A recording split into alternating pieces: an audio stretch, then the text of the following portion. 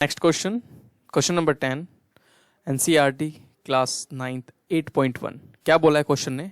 ABCD एक parallelogram है, आपको फिगर दे रखा है, ये एक फिगर दे रखा है जिसमें ABCD आपका एक पैरेललोग्राम है। दिस इज ABCD एक पैरेललोग्राम है ये।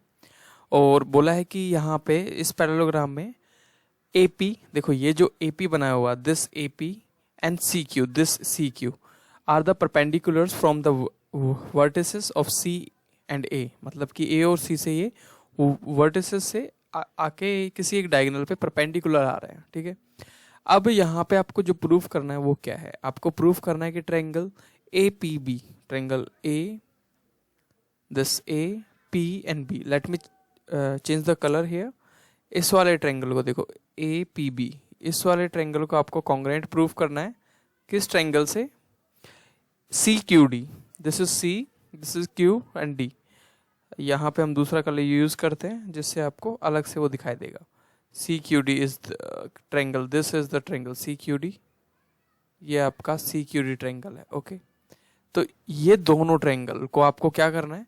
कॉन्ग्रुएंट प्रूफ करना है। पहला क्वेश्चन यही है। तो कैसे करेंगे? देखो, कॉन्ग्रुएंट करने के लिए हमें कोई भी तीन चीजें हमें इक्वल प्रूफ करनी पड़ेंगी। अब तीन कौन कौन सी चीजें आप यहाँ पे इक्वल प्रूफ करोगे? देखो, पहली जो चीज होगी आपको दिया हुआ है यहाँ पे गिवन, तो आप क्या लिखोगे? सबसे पहले गिवन लिखेंगे, तो क्या क्या लिख सकते हैं गिवन के अंदर?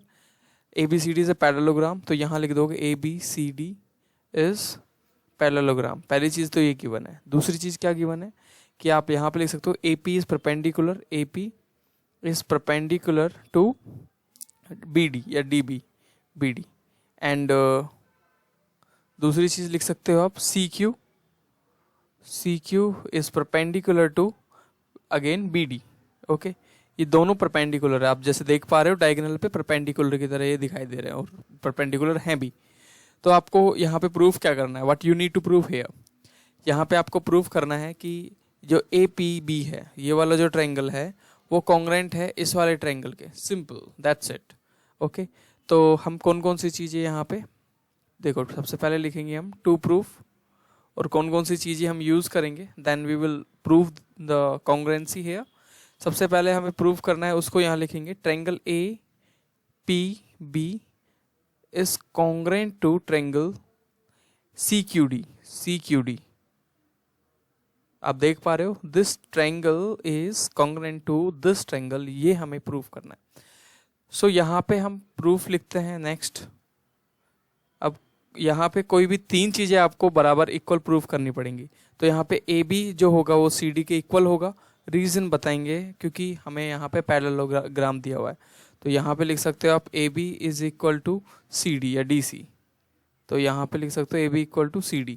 रीजन लिखना है ब्रैकेट में, तो आप लिख सकते हो ABCD इज ए पैरेललोग्राम, तो सीधा लिखो पैरेललोग्राम। ओके, उसके बाद में आपको पता है ये जो एंगल होगा, this angle will be equal to this angle. अगर रीजन कोई पूछे तो क्या होगा? Alternative interior angle. ओके, क्योंकि ये दो पैरेलल लाइंस हैं, इनको एक ट्रांसवर्स लाइन अगर काटती है, ट्रांसवर्स मतलब होती है कोई भी एक लाइन जो काटे उसको, तो यहाँ पे जो एंगल बनेंगे, this is the transverse line. Okay, जो एंगल बनेगा वो Z के कॉर्नर्स के बराबर होगा, तो हम बोल सकते हैं उन Z के कॉर्नर्स को ऑल्टरनेटिव इंटीरियर एंगल, जो कि इक्वल होते हैं एक दूसरे के।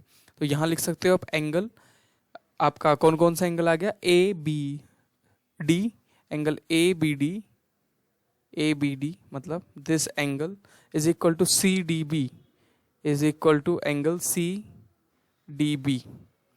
रीजन अगर कोई पूछे तो ऑल्टरनेटिव इंटीरियर एंगल, ठीक है। तो ये आपका रीजन हो गया। इसके बाद में दो चीजें तो आपने प्रूफ कर दी। तीसरी चीज कौन सी प्रूफ हो सकती है? देखो, जो कि आपको गिवन है, इसीलिए गिवन है क्योंकि आप इसकी हेल्प लो। ये 90 है तो अंदर वाला भी 90 हो गया और ये भी 90 हो गया।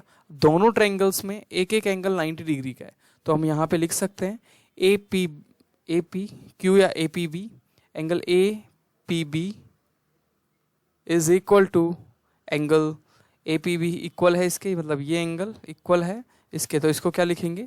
इसको लिखेंगे आप CQD, angle CQD, angle CQD। Reason लिखा जाए तो ईच 90 डिग्री। सो ये तीन एंगल, दो एंगल और एक साइड, तीनों चीजें इक्वल प्रूफ हो गई। That's why we can say that, so triangle APB will be congruent to triangle CQD। Okay, ये तो पहली चीज प्रूफ होगी।